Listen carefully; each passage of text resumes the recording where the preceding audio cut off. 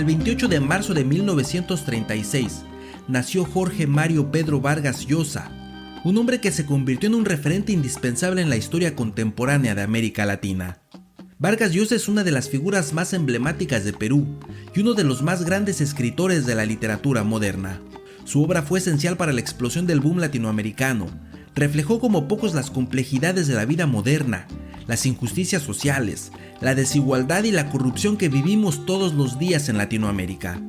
Vargas Llosa ganó cientos de premios y reconocimientos por todo el mundo, entre ellos el Premio Cervantes, el Príncipe de Asturias, la Orden de las Artes y las Letras de Francia, el Premio Nobel de Literatura, decenas de doctorados honorarios de las universidades más prestigiosas del planeta. Incluso en España se creó un título nobiliario que se conoce como el Marquesado de Vargas Llosa. Es un creador genial y universal, ha ganado todo lo que un escritor e intelectual puede ganar. Solo hubo un reconocimiento que perdió, y no solo fue derrotado, también fue humillado. El único logro que nunca consiguió fue la presidencia de Perú.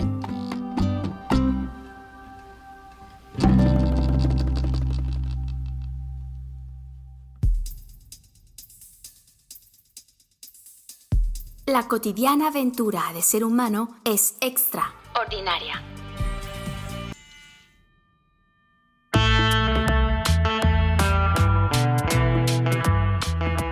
El interés de Vargas Llosa por la política inició desde que era muy joven, cuando escribía y glorificaba a la Revolución Cubana y al régimen de Fidel Castro. Él mismo se identificaba con la corriente marxista latinoamericana. Sin embargo, en 1971, Vargas Llosa junto a decenas de intelectuales y escritores publicaron una carta en la que expresaban vergüenza y cólera contra el régimen castrista que habían elogiado por años. Ese fue su rompimiento público con la izquierda latinoamericana. En los años 80, Vargas Llosa ya se ubicaba al otro lado del espectro político. A partir de entonces se convirtió en un intelectual conservador, dedicado a criticar y combatir al populismo, a la izquierda radical y al marxismo. En febrero de 1987 Vargas Llosa decidió lanzarse a la presidencia de Perú. Dicen que fue convencido por su esposa, Patricia, quien también era su prima.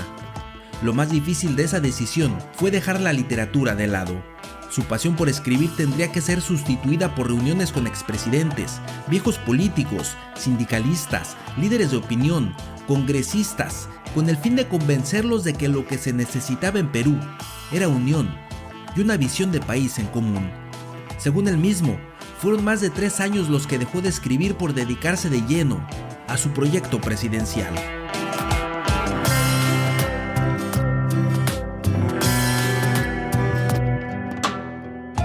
Al principio de la campaña todo lucía prometedor. Él estaba muy por encima de sus contrincantes en todas las encuestas. La opinión pública estaba de su lado, conectaba a la perfección con la clase media alta. Los intelectuales lo apoyaban con firmeza y las clases bajas, decepcionadas de las políticas izquierdistas, le daban un voto de confianza a la inversión privada y a la apertura del mercado. Sus discursos eran maravillosos, su retórica magnífica, sus ideas progresistas y avanzadas. Pero entonces, ¿qué pasó? ¿Por qué un hombre tan respetado, célebre y admirado perdió la oportunidad de convertirse en el presidente ideal de su país? El fracaso de Vargas Llosa se puede explicar en 2 momentos. El primero fue, como ya decíamos, su retórica maravillosa que, al mismo tiempo, aburría a las multitudes. Mientras sus discursos estaban llenos de grandes ideas políticas, olvidó que lo que sus votantes querían era la ilusión de una mejor calidad de vida, la posibilidad de comprar una casa, o por lo menos vivienda digna, servicios de salud y educación de calidad y gratuitos, seguridad en las calles, y la promesa del fin de la violencia que azotaba al país. Vargas Llosa no era un demagogo que prometía a la ligera, pero eso mismo lo fue alejando poco a poco de la simpatía de la gente común. Eso fue aprovechado por sus contrincantes, quienes lo retrataron como el personaje que simbolizaba el racismo, la discriminación y los grupos privilegiados al interior de Perú. Lo acusaban de haber nacido en una familia acomodada, que fue a colegios privados, que se formó en el extranjero y que hasta se casó 2 veces. La primera con su tía política y la segunda con su prima.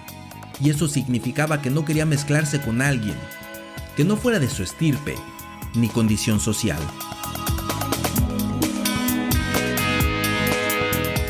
El segundo momento fue la incursión a la competencia de Alberto Fujimori, un ingeniero agrónomo de origen japonés, mejor conocido como el chino. Fujimori era un profesor universitario desconocido, tenía un tono de voz chillante, que sin embargo, sabía interpretar y expresar las necesidades del pueblo que quería las mismas promesas y compromisos de siempre. Subvenciones, paternalismos y falsos combates contra la corrupción.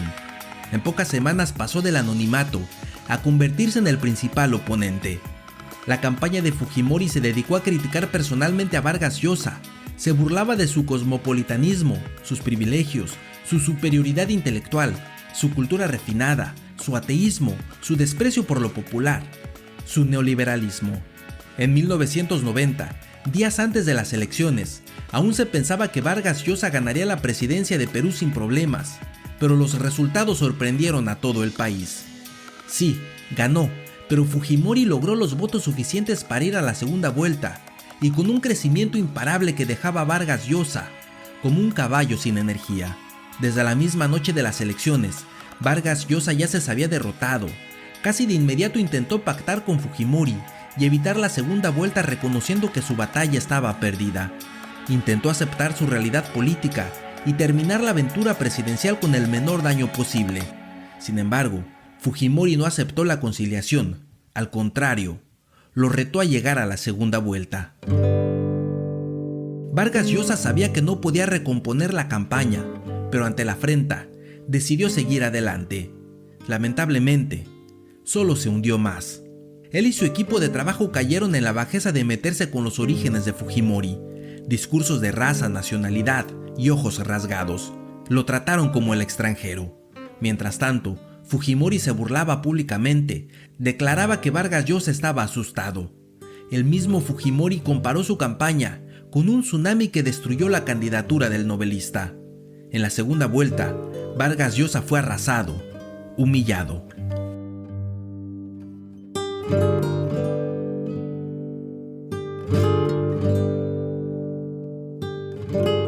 Después de su derrota decidió mudarse permanentemente a Madrid. Se nacionalizó español y regresó a su labor como escritor de tiempo completo. En uno de sus tantos libros autobiográficos, cuenta lo frustrante que es pensar en todas las novelas que dejó de leer y escribir, por la tentación de querer ser el presidente de Perú. Hoy solo nos queda imaginar que pudo haber cambiado la historia de Perú y de todo el continente. Pero también es cierto que los latinoamericanos sabemos por experiencia que cuando los candidatos llegan al poder, se traicionan a sí mismos. Todos son iguales de incongruentes, hipócritas y corruptos. Justo como lo fue Fujimori, quien hizo todo lo contrario a lo que prometió. Reprimió a la oposición, privatizó empresas públicas, atentó contra los derechos laborales, dio grandes beneficios a las transnacionales, se separó de su esposa y fue acusado de torturarla porque ella denunció parte de su corrupción. Y obvio, cambió la constitución para reelegirse. En el año 2000, Fujimori volvió a competir y ganar por tercera ocasión las elecciones federales, pero esta vez no pudo contra las denuncias de fraude. Meses después, Fujimori realizó un viaje oficial a Japón y ya estando ahí, decidió renunciar a la presidencia de Perú. Se escudó en su nacionalidad japonesa para eludir a la justicia peruana por decenas de denuncias de corrupción, tortura y violación a los derechos humanos. Años más tarde, finalmente fue extraditado y encarcelado en Perú.